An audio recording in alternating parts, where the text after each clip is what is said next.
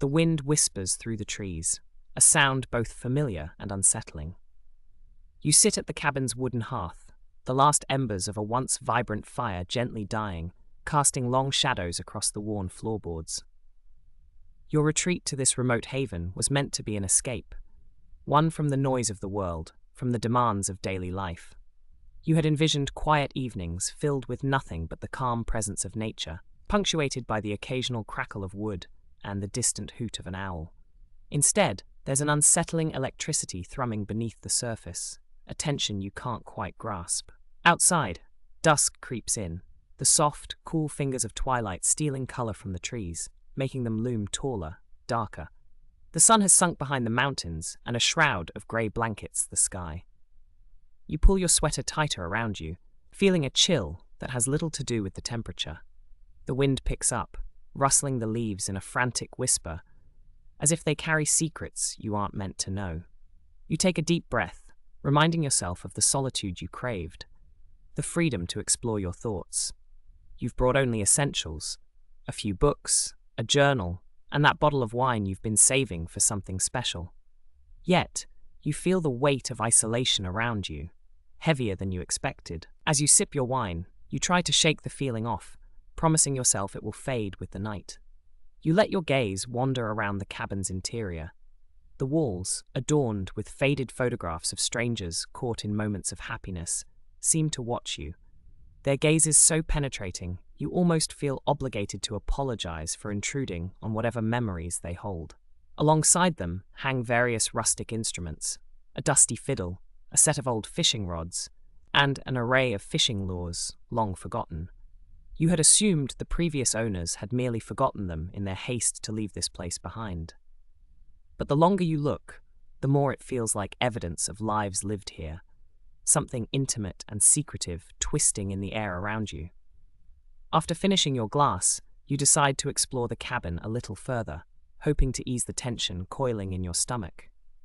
You stand, stepping over the creaky floorboards as you make your way to the back door that leads outside. You twist the handle and push it open, an old wood groaning in protest. The night greets you with a chill less welcoming than you anticipated. It bites at your cheeks and sends shivers down your spine. You step onto the porch, taking in the view before you. The moon hangs low, illuminating a patch of the surrounding wilderness with an eerie glow, casting silver-tipped shadows among the pines. You've heard tales of the woods around here, whispers of spirits that wander under the canopy and of shadows that don't belong. Suddenly, a rustle comes from the underbrush nearby, snapping you back to the present.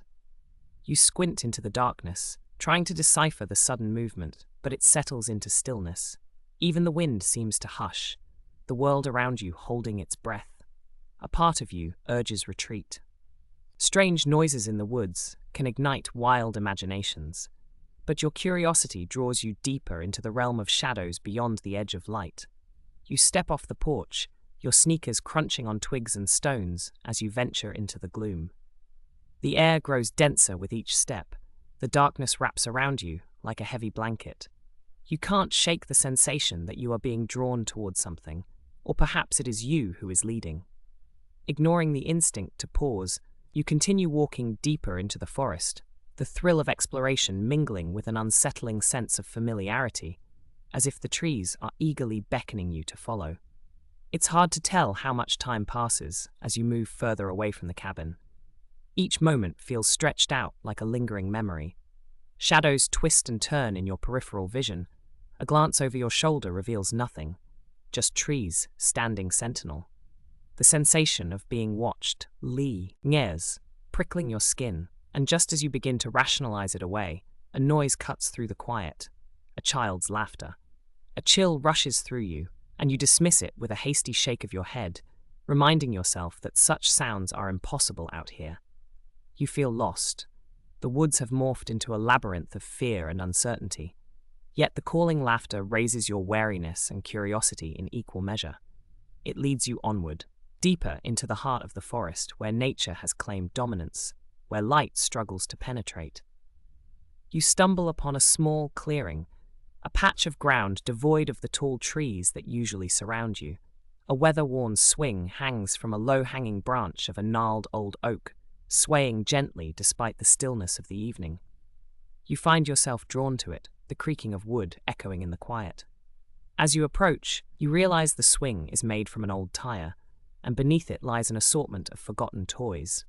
Discarded and half buried in the earth, the remnants of a child's play. You kneel to investigate, brushing away the dirt to reveal a sorry collection of broken dolls, faded action figures, and colorful chipped blocks, all defiantly set against the endless decay of the forest. It's both comforting and disquieting to come across this little haven of childhood amidst surging shadows. But even as nostalgia washes over you, goosebumps rise on your arms, a creeping sense of wrongness permeating the air. There's an old wooden box nestled among the toys, its lid cracked and worn, begging for your attention. Curious, you lift it, feeling a chill run along your fingers as you do.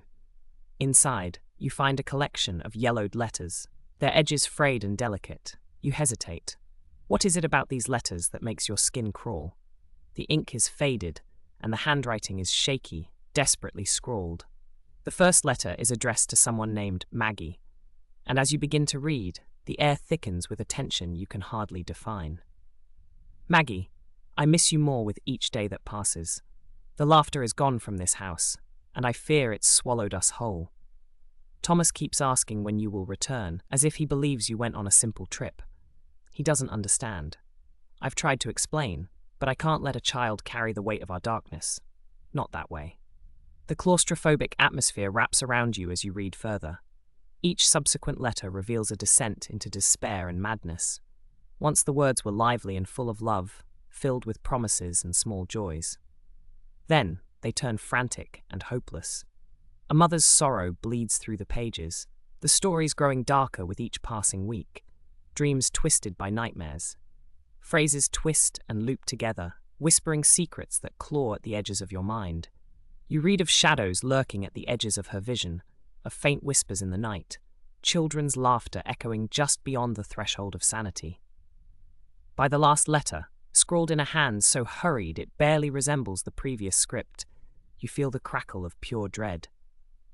They're coming for Thomas. I can hear them play. Why won't he stay inside? A cold shiver traverses your spine. The air seems to tighten around your throat as you drop the letters back into the box, your hands trembling. You are not alone. You can feel it, the atmosphere thick with unnameable dread. The laughter that had once felt innocent now twists into something sinister, echoing in the shadows just outside your comprehension.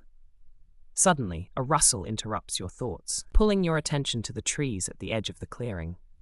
You turn quickly, but your view is swallowed by darkness. Just as you think it might be safe, you chuckle nervously to yourself. After all, it could be an animal avoiding you, or perhaps just the wind. Yet, there's an insistence in the rustling that prickles at your instincts, urging you to leave. You find your feet guiding you back, retracing your steps toward the cabin, the swing creaking eerily behind you. The laughter morphs into a shed echo that follows you, faint yet unmistakable. The branches above sway and groan as if in revelry, chiding your sudden anxiety. With your heart pounding, you hurry toward the fading light of the cabin, each snap of a twig beneath your feet sending a jolt of fear through you. You pause at the porch, glancing back one last time into the fraying shadows of the woods, as if daring whatever lurks there to reveal itself. But upon seeing nothing, you close the door behind you softly, sealing the night's secrets outside. The cabin feels unnaturally quiet as you navigate the narrow space. The walls seem to close in, thick with the weight of the evening's events. The photos stare back at you, accusing and vacant. You can still hear the echo of that laughter in your mind, the way it ebbed and flowed like an old record, spinning out of control. You try to submerge yourself into normalcy, lighting a few candles to banish the encroaching shadows. The flickering flames dance on the walls, and you settle near the hearth again, attempting to drown the unease with light and distraction. The journal lies open beside you, pages waiting for ink, but nothing comes to mind as you scribble aimlessly. Your thoughts swirl with the remnants of those letters, and no matter how hard you try to focus, they slip through your fingers like smoke. As the hours tick by, the air grows denser, tinged with a growing sense of presence. It sinks into your bones and leaves a bitter taste in your mouth. Was it real? Or was it a trick of the mind, a filter of anxiety passing through your consciousness? You strain to listen to the wind, hoping it carries with it a sense of calm, but it seems to carry something else, an insistence that there's more to the stories left unfinished in the letters. The feeling of being watched intensifies, and you find your head swimming with half-formed questions. What happened to Maggie? What transpired with Thomas? You can almost hear their names drumming in your head, echoing with an urgency that feels more demanding than just curiosity. Unnerved, you rise and wander to the window, peering into the dark that now presses against the glass, knowing if you look too long, something may look back at you. In the stilled air, time stretches, and it's in that stillness that you notice an unsettling sight. From the corner of your eye, something flickers. Your breath catches as you lean closer, pressing your forehead against the cool glass. You squint into the shadows and finally see a figure, a silhouette emerging there. Slow and deliberate, swaying ever so slightly. It's just a child, you think, your heart racing as you rationalize the impossible. A flicker of hope ignites in you as you catch the faint outline of a small face, pale, almost luminescent against the darkness. Thomas? You whisper, barely able to muster the courage to speak the name. With every second that passes, the air thickens, the shadows dance and shift. But instead of joy, only dread burgeons in the pit of your stomach. The child turns toward you, and even from a distance, you notice how wrong it seems. The child's eyes, wide and empty, flicker with something that feels ancient and cold, devoid of the innocence you had fantasized about. You stumble back, heart pounding against your ribcage as confusion floods your mind. Your instincts scream at you to close the curtains, to retreat deeper into the safety of your living room, but your limbs feel heavy as you stand transfixed by the sight. The child, no, not child, for this figure stands too still, too unnatural, leans ever so slightly, studying you with an intensity that makes bile rise in your throat. And then, just as you think you might scream, it vanishes, swallowed by the night, leaving only the faint memory of those cold eyes haunting your thoughts. You release the breath you didn't know you were holding, the adrenaline rushing through your veins. For a moment, you wonder if it was real, a mere figment of your overactive imagination. Surely, you're just tired, perhaps a touch paranoid after your encounter in the woods. But still, the dread lingers, crawling under your skin, tightening around your throat. The candles flicker, casting elongated shadows as the wind howls, pulling you from your trance. Briskly, you move to shut the curtains, sealing away the night, but in that action you realize an icy shiver coils in your bones. The swing set is no longer just a fading memory. Its echo is alive and real, grasping the lifeblood of your thoughts. It beckons with an alluring whisper, promising secrets that seem to dance just outside your reach, the laughter echoing in your mind compelling you to return to that haunting clearing. Your heart races. You can't go back. It can't be safe. But something within you wrestles against that certainty, drawing you toward the inexplicable. You don't hear it but feel it. The shadows stretch and lurch, hungry for discovery, for resurrection. As night deepens, sleep eludes you, swirling with fragments of twisted dreams and fleeting memories. Time loses meaning, turning to a haze that distorts the boundaries between reality and the unknown.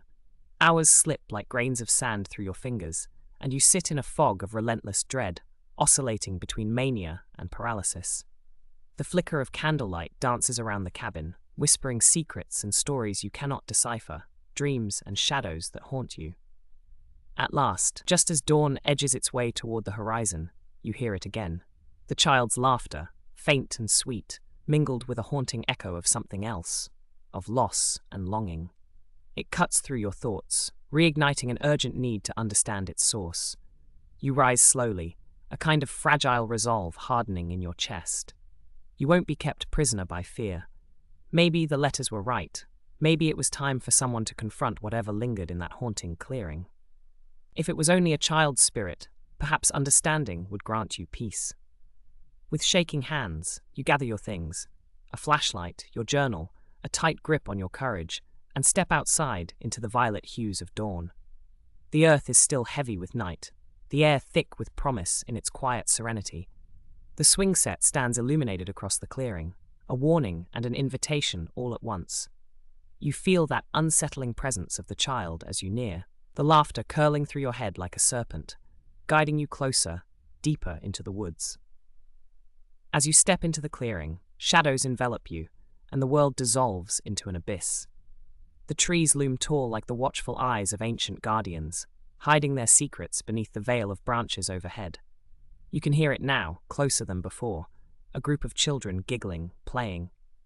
You turn slowly beneath the canopy, and your torch catches fleeting glimpses of shapes darting between the underbrush, flickering in and out of view, just like the letters warned, a mirage of innocence, tangled with betrayal. Dread coils around your throat once more, your earlier resolve waning. You can feel them. You are not alone, not just lingering figments of fading memory or lost souls. You're amidst them, the boundary dissolving, and you know they see you. That childlike laughter rises, enclosing you as time dissolves, anchoring you into the expanse of overwhelming shadows. You turn and run, but each step feels heavier than the last, as if the ground itself pulls at you, dragging you backward into the depths of play. Before you, a figure materializes, tall and almost blinding in its brightness, as if crafted from pure light.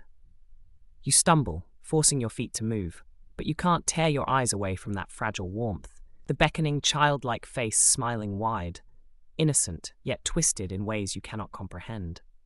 Reality starts to splinter, the night whispering against your nerves, a cacophony of laughter crescendoing all around you.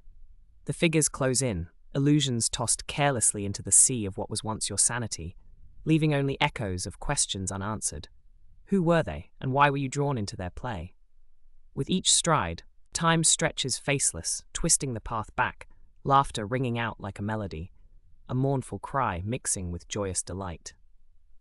Then, almost as if the forest itself has decided you have learned enough, the laughter drops suddenly to an unearthly hush, an unexpected silence sinking down as darkness pours into the clearing once more. Swallowed whole, alone in the vacuum of despair, you understand. You are more than just a visitor now. You are part of this play, a character in their story, meant to be lost but never forgotten. As the dawn light breaks through the trees, illuminating the woods in a surreal glow, you realize that not all stories reach an ending, and solitude in the dead of night can become a thread to weave into a tapestry far more chilling than you ever intended. The breeze dies still, the laughter fades into the ether, and you're left with an echo of memories, drifting as shadows dance across the ground. But you know you'll return to the clearing.